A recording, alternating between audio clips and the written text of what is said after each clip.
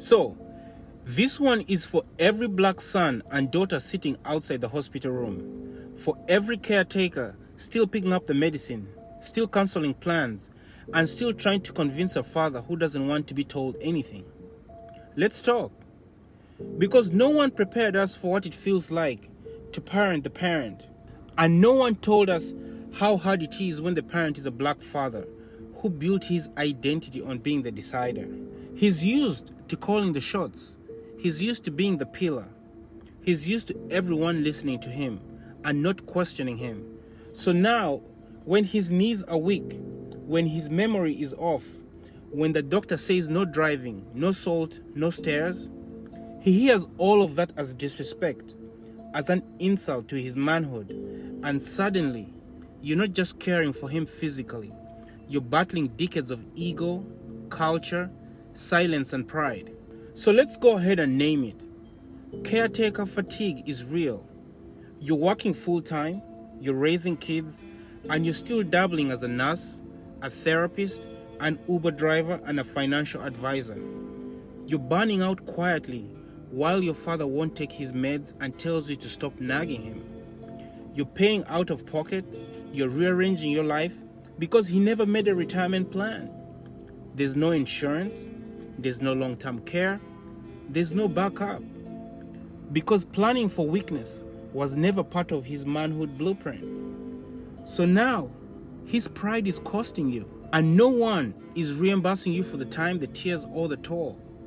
So we're going to be real for a second. This is generational. Our parents grew up in survival mode. They made it work.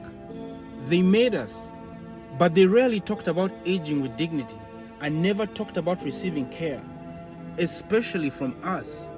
They weren't taught to budget for their 70s. They were taught to hustle until they couldn't. So now, we are the plan. We are using our savings, our PTO, our peace to cover for a system that was never built. And it's hurting us emotionally, financially, and spiritually. So, what do? We need safe spaces to say it without shame. I love my father, but I'm tired.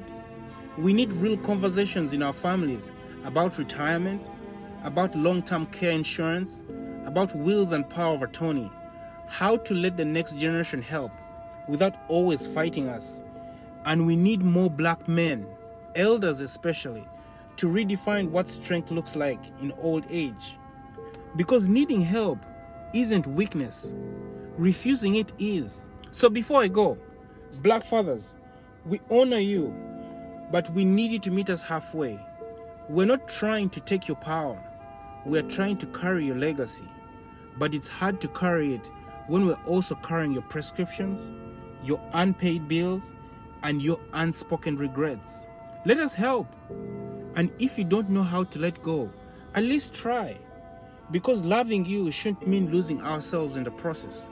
So, let's talk, let's rest, let's plan before the next generation inherits the fatigue instead of the freedom.